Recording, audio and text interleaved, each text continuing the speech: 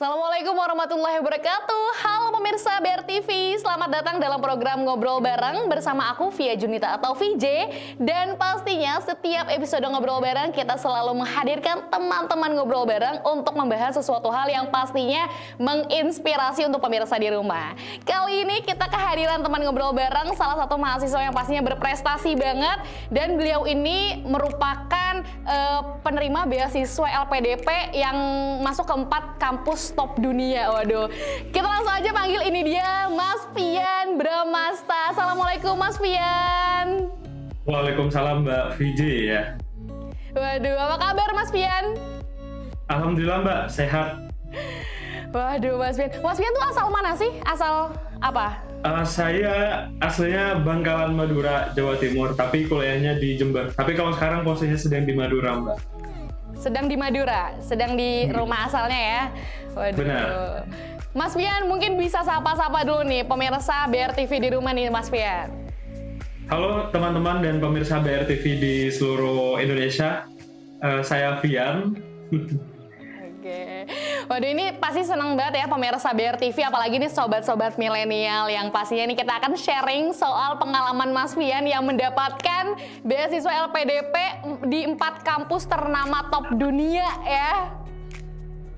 Waduh, Masya Allah sekali. Mas Fian, tapi sebelumnya tadi yang sedikit dijelaskan, Mas Fian ini kampusnya di Universitas Jember. Berarti sekarang posisinya sudah lulus atau seperti apa? Sekarang sudah lulus Mbak. Kebetulan saya kan prodi pendidikan keperawatan, jadi sudah 5 tahun kuliah, 4 tahun S1 sama 1 tahun profesi. Alhamdulillah barusan lulus tahun kemarin nih, 2022. Waduh, Masya Allah, baru lulus berarti fresh graduate ya. Dan sekarang kemarin ikut seleksi beasiswa LPDP. Benar. Jadi saya ikut seleksi beasiswa LPDP itu saat pertengahan profesi nurse gitu.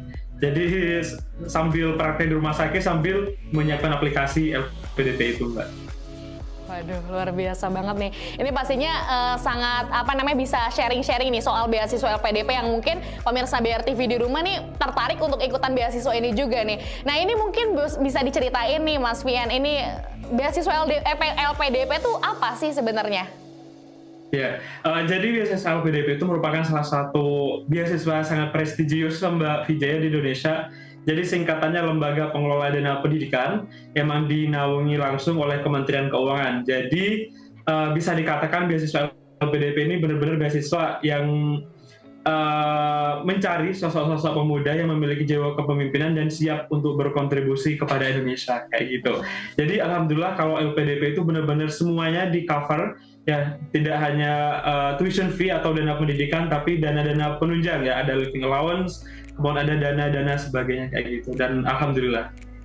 Berarti ini memang langsung dari pemerintah yang memang diwadahi untuk teman-teman mahasiswa berarti ya. Ini kampus saja atau apa sih ini beasiswanya nih Mas? Jadi beasiswa LPDP itu ada beberapa tujuannya Mbak ya, emang karena visi mereka itu adalah menjadi lembaga platform pendidikan atau pembantu pendidikan. Jadi mereka juga akan mendukung riset di Indonesia, tapi emang terkenalnya buat penyedia beasiswa S2 sama S3 sih Mbak, dalam negeri maupun luar negeri. Waduh, ini bisa dicontoh nih teman-teman di rumah kalau misalkan memang pengen ikut-ikut beasiswa LPDP seperti Mas Fian.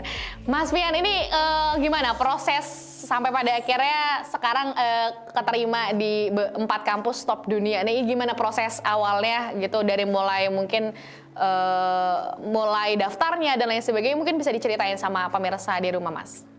Oke, baik. Mungkin ini agak panjang, nggak apa-apa Mbak ya? Nggak apa-apa. Ya, jadi saya itu pribadi menyiapkan menjadi beasiswa LPDP itu atau mendaftar beasiswa LPDP itu saya menyiapkan dari semester 4 teman-teman. Saat itu tahun 2019. Karena saya itu kan pribadi, saya kan anak yang berangkat dari desa gitu Mbak, bermimpi untuk kuliah ke luar negeri. Emang status WA saya dari tahun 2019 sampai hari ini, di WA satunya itu emang kayak Melbourne 2023 gitu. Tapi alhamdulillah status tersebut bisa terwujud tahun ini gitu.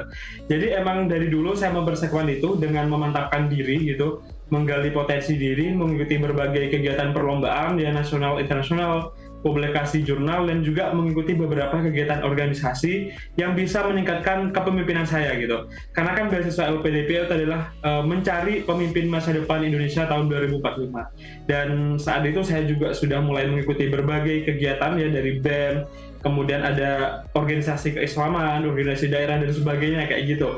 Bener-bener lumayan padat dulu saat S1 dan Profesinas. Sedangkan kalau proses beasiswa LPDP itu sendiri selama 6 bulan kemarin, 5-6 bulan lah ya. Jadi ada 3 proses Mbak VJ, ada seleksi administrasi, tes bakat skolastik, dan juga substansi atau seleksi interviewnya sendiri. Kebetulan kemarin saya daftarnya jalur non-LOE, jadi belum dapat kampus kebetulan saat daftar beasiswa LPDP. Nah, seleksi administrasi kalau LPDP itu kayak menyiapkan esai, rencana kontribusi ke Indonesia, kemudian ada portofolio, kemudian mengisi beberapa pertanyaan psikologis dan menyiapkan beberapa berkas pendukung. Salah satunya adalah sertifikat bahasa. Karena saya ke luar negeri, saya harus menyiapkan IELTS gitu, minimal 6,5 kemarin. Nah, kemudian setelah lolos itu akan ada seleksi tes bakat skolastik atau tes TPA kayak gitu. Setelah itu lolos, alhamdulillah kemudian langsung ke substansi atau interviewnya juga. Nah, tepat pada tanggal 11 November tahun 2022, itu hari yang sangat mengesankan bagi saya seumur hidup, karena di situ saya dinyatakan lolos menjadi peraih beasiswa LPDP. Mungkin gitu perjalanan panjang yang sudah saya tempuh selama semester 4 paid off pada hari itu. Dan alhamdulillah hal tersebut merupakan pertama kali saya mencoba mendaftar beasiswa S2 ke luar negeri, dan alhamdulillah langsung keterima sebelum dilantik menjadi seorang perawat di kampus UNED kemarin, Mbak VJ. Masya Allah. Itu kalau boleh tahu kampus apa tuh, Mas Pian? Jadi kebetulan kemarin ketika saya setelah terima itu mendaftar beberapa perguruan tinggi di Inggris sama Australia. Karena kalau sebenarnya saya tuh pengen banget kemarin Mbak di New York University sama Michigan di Amerika gitu. Tapi ternyata setelah saya komunikasi sama pihak admission kampusnya, ternyata mereka nggak menerima international nursing student. Jadi emang kalau perawat mau lanjut S2 di Amerika itu sangat susah gitu. Akhirnya kemarin saya iseng-iseng gitu ya, karena emang pengennya ke situ dulu. Udahlah iseng-iseng saya daftar yang lain aja, try to move on to other campus. Jadi saya milih kemarin daftar di Edinburgh, kemudian Sydney, Wollongong Australia, sama Monash. Kebetulan alhamdulillah keempatnya keterima semua kayak gitu. Jadi University of Edinburgh pertama itu di jurusan Master of Advanced Nursing. Kemudian di Sydney itu saya ngambil Master of Public Health, terus Wollongong itu Master of International Nursing, sama yang di Monash Advanced Nursing juga. Tapi rencananya dari keempat yang keterima itu mau ambil yang mana tuh? Mungkin nggak mungkin empat-empatnya diambil semua dong?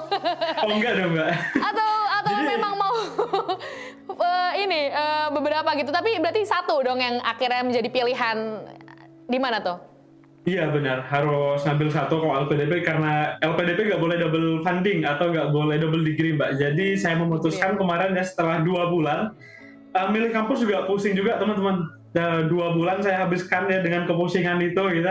Teman-teman ya dari dosen saya, udah milih yang Edinburgh aja, kan Edinburgh juga masuk perguruan tinggi utama dunia ya, masuk top 15 di dunia.